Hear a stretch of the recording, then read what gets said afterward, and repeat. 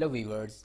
आज की वीडियो में मैं आपको सिखाऊंगा कि नोटपैड प्लस प्लस सॉफ्टवेयर जो है उसको आप कैसे अपने पीसी में डाउनलोड कर सकते हैं और इंस्टॉल कर सकते हैं। लास्ट वीडियो में मैंने आपको सबलाइम टेक्स्ट एडिटर इंस्टॉल करना सिखाया था। अगर आपको नहीं पता कैसे इंस्टॉल करना है, कैसे यूज़ करना है, वो वीडियो आप लाजमी देखिएगा। आज की वीडियो में मैं आपको नोटपैड प्लस प्लस सिखाऊंगा। स्टार्ट करने से पहले आपसे रिक्वेस्ट है कि ये मेरा चैनल है डिजिटल टेक सोल के नाम से। इसमें जो है ना हर तरह की वीडियोस पड़ी हैं वर्डप्रेस से रिलेटेड, टेक्निकल, वो कवर्स, HTML CSS। आप इसको ज़रूर सब्सक्राइब करें ताकि आपको जो है ना लेटेस्ट जो भी वीडियो मैं बनाऊं वो आप तक पहुंच सके। चलिए स्टार्ट करते हैं। आपने क्या करना है, गूगल में आके आपने सिंपल लिखना है नोटपैड प्लस प्लस। ये जैसे लिखेंगे आप इनकी वेबसाइट पे चले जाएंगे, notepad++.org/डाउनलोड्स पे। ठीक है, इस पे आप राइट क्लिक करके नेक्स्ट टैब पे इसको ओपन कर लें। ओपन करने के बाद यहाँ पे आप देख सकते हैं कि डिफरेंट वर्जन आपको note plus pad plus plus के शो हो रहे होंगे। लेकिन अगर आपका सिस्टम एडवांस है, लैपटॉप या पीसी आपका एडवांस है, तो आपको लेटेस्ट वर्जन करना है, और अगर एडवांस नहीं है तो आप कोई ओल्ड वर्जन भी कर सकते हैं। तो मैं अभी लेटेस्ट ही करूँगा, प्रोसीजर दोनों का सेम है। मैं लेटेस्ट वर्जन पे मैंने क्लिक किया। क्लिक करने के बाद यहाँ पे वो बता रहा है कि रिलीज़ डेट कब है इस वर्जन की। उसके बाद नीचे बता रहा है कि अगर आपका सिस्टम 32 बिट है तो आपको ये वाला इंस्टॉल करना होगा, और अगर आपका सिस्टम 64 बिट है तो आपको नीचे वाला करना होगा। अब यहाँ पे देख रहे हैं इतने सारे ऑप्शंस आ रहे हैं, तो इसमें से हमें कौन सा ऑप्शंस करना होगा। ये देख रहे हैं हम डाउनलोड 64 बिट के नीचे यहाँ पे इंस्टॉलर लिखा हुआ है।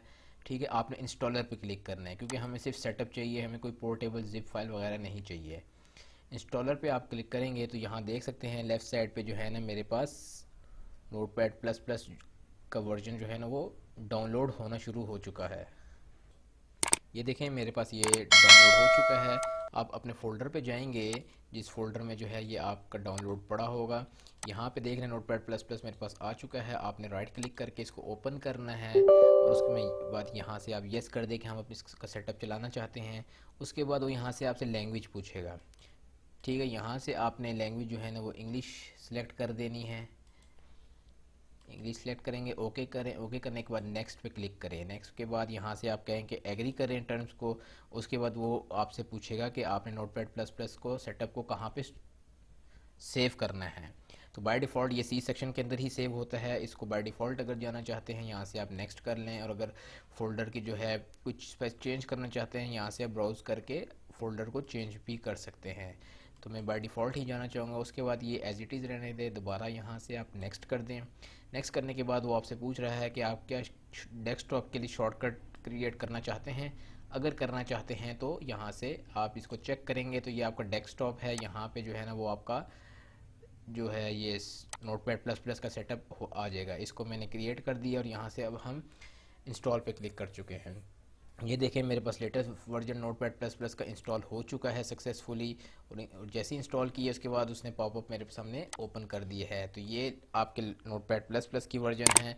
इसमें बाकी जितनी भी आपको चीज़ें नज़र आ रही होंगी इसका कोई मकसद नहीं है। हमारा मेन काम होता है इसमें सिर्फ HTML के कोड को चलाना, और उसकी जो फाइल है उसको हम ब्राउज़र में गूगल क्रोम में शो कराते हैं।